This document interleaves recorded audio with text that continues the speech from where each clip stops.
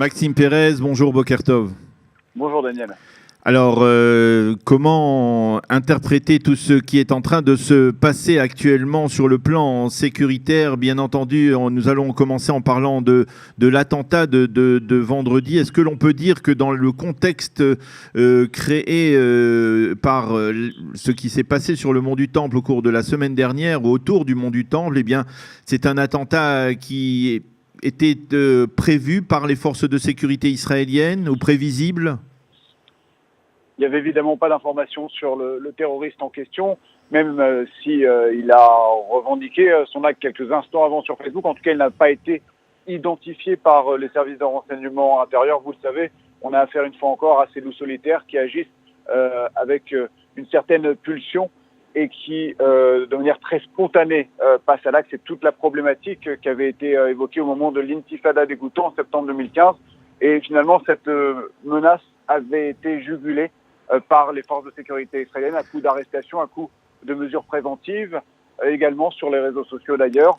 Et aujourd'hui, la question est de savoir si tout ce travail colossal qui a été réalisé ces 2 dernières années ne va pas être remis en cause par cette nouvelle vague de violence. Alors, il semblerait, en tout cas, si l'on consulte la presse israélienne, que les forces de sécurité craignent, et en particulier, c'est valable ce que je dis pour l'armée, pour le Shin Bet, parce qu'il y a, nous allons y revenir là-dessus aussi, c'est un point important, une polémique entre le Shin Bet et l'armée d'un côté et la police israélienne de l'autre côté autour des portiques. Mais avant de parler des portiques, les forces de sécurité, je le disais tout à l'heure, semble relever des paramètres nouveaux de radicalisation religieuse auxquels ils n'avaient pas été apparemment confrontés jusqu'à présent, y compris depuis les 2 dernières années, cette intifada des couteaux. Effectivement, il faut rappeler toujours que dans ce genre de vague de violence, il y a toujours derrière des incitations, et ces incitations, on le sait, elles viennent principalement du mouvement islamiste Hamas dans la bande de Gaza, elles viennent du mouvement arabe israélien de Raed Salah, dont la plupart des militants les plus actifs, en tout cas, se trouvent dans la région de Galilée, dans le nord d'Israël. D'ailleurs, leurs autobus ont été bloqués par mesure de précaution dès vendredi midi sur les routes menant à Jérusalem. Et cette information révélée par les services de sécurité israéliens est extrêmement intéressante. Elle pourrait aussi attester d'une radicalisation liée à ce phénomène plus global de daéchisation des esprits, à savoir d'identification à ce que l'État islamique peut avoir comme impact sur le plan idéologique sur des jeunes qui sont parfois un petit peu perdus ou qui cherchent tout simplement une cause à laquelle s'identifier. Alors on a du mal à comprendre, et malheureusement ce n'est pas la première fois qu'un tel massacre se produit dans une implantation, dans une localité juive de Judée et Samarie. Comment des terroristes parviennent à rentrer assez facilement apparemment dans les domiciles de familles juives? Ça s'est produit déjà dans le passé, y compris pendant le Shabbat. On se souvient bien entendu du massacre d'Itamar il y a quelques années. Comment des terroristes peuvent parvenir à pénétrer à l'intérieur de localités juives aussi facilement? Alors c'est un problème qui est souvent soulevé par le conseil régional du Yesha, par cette organisation qui fédère un petit peu toutes les implantations juives de Judée et Samarie. Il n'y a pas assez de moyens à la fois militaires, d'agents de sécurité privés, parfois même affectés par le ministère de la Défense, et de soldats pour assurer la sécurité de toutes les implantations, malgré les renforts d'armée qui avaient été annoncés au moment de ce début d'escalade de violence, puisque vous le savez, 3 bataillons d'infanterie ont été mobilisés juste avant Shabbat. Et puis il y a cet autre problème, c'est que certaines implantations ont une barrière de sécurité, d'autres ne l'ont pas. Alors c'était le cas de l'implantation Khalamish. Il y a Khalamish a une barrière, oui. A une barrière de sécurité, mais ça n'est pas une barrière de sécurité qu'on dit intelligente, qui est équipée de capteurs, qui est équipée de caméras de vidéosurveillance. Il y en a à l'entrée de la localité, mais évidemment pas tout autour de cette implantation, et c'est peut-être cette faille qui a réussi à exploiter le terroriste palestinien qui s'est infiltré, et c'est toute la problématique évidemment qui concerne plus généralement toutes les implantations de Judée et Samarie. surtout celles qui sont isolées. Alors, je parlais de cette polémique qui a grandi, on va dire, au cours des derniers jours, en particulier en fin de semaine, entre la police d'un côté qui s'est déclarée favorable donc à l'installation de ces portiques de sécurité, de ces détecteurs de métaux, dès quelques heures après l'attentat de vendredi il y a 10 jours, donc sur le mont du Temple, et d'un autre côté, le Shin Bet et l'armée israélienne qui ont exprimé leur crainte de voir justement à travers l'installation de ces détecteurs un risque de regain de tension.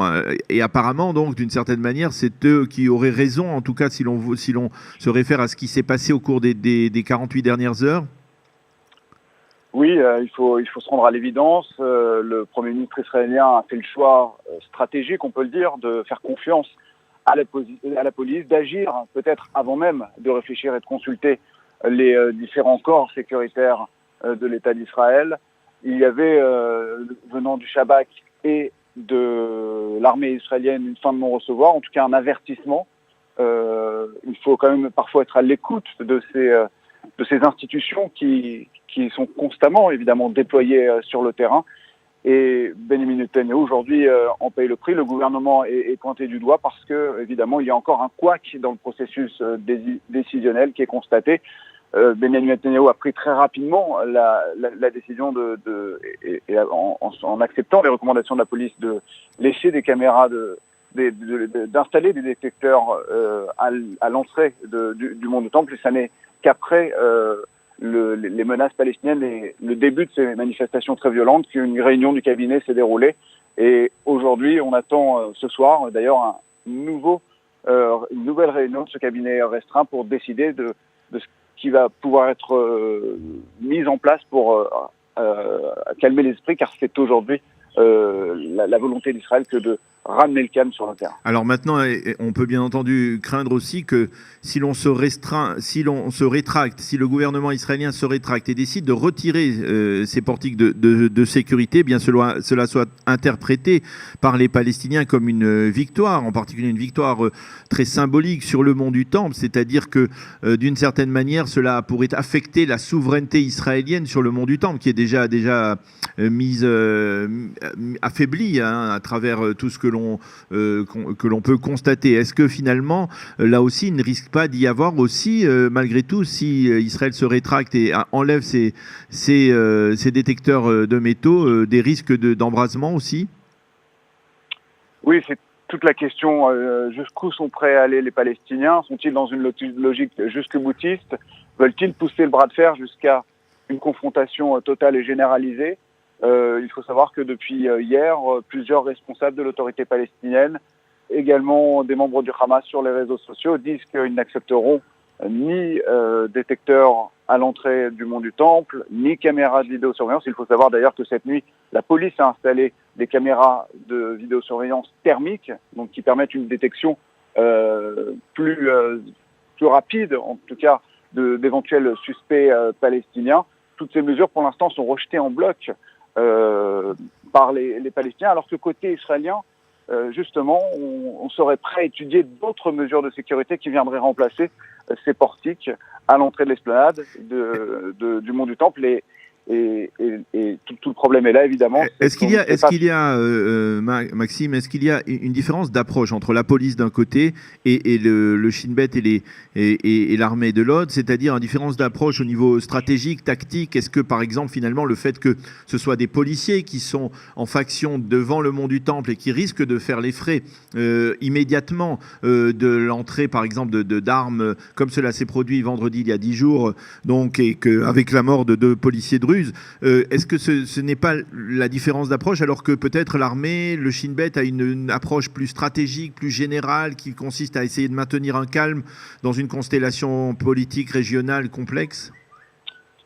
Oui, vous savez, le rôle de la police, c'est d'assurer la sécurité, en l'occurrence de lieux saints, c'est d'assurer la sécurité de la population, c'est parfois d'éviter des clashs sur le terrain. Mais en même temps, on peut supposer que les chefs de la police, que le ministre de la Sécurité intérieure, Gilad Erdan ont voulu taper du poing sur la table après l'assassinat assez brutal de 2 policiers israéliens dans les conditions que l'on sait, avec cette ligne rouge qui a été franchie au départ par ces Palestiniens qui se sont infiltrés dans le mont du Temple avec des armes automatiques. C'est la première fois qu'on a affaire dans l'histoire, dans la chronologie des tensions qu'il y a pu avoir sur ce lieu saint depuis une trentaine, quarantaine d'années, à un attentat d'une telle ampleur. Ça aurait pu être encore plus grave, et il était certainement important pour la police de montrer qu'elle réagissait. C'était aussi important d'affirmer la souveraineté sécuritaire israélienne sur ce lieu avant même de parler de souveraineté politique. Eh bien, Maxime Pérez, merci d'avoir été avec nous, de nous avoir éclairé en fait sur cette situation sécuritaire extrêmement tendue, extrêmement problématique aujourd'hui, que ce soit à Jérusalem, en Judée et en Samarie. Après les émeutes de vendredi, l'attentat de vendredi soir, nous serons bien entendu à l'écoute pour voir un peu comment les choses vont se développer au cours des prochains jours. Merci d'avoir été avec nous ce matin et bonne journée. Shalom.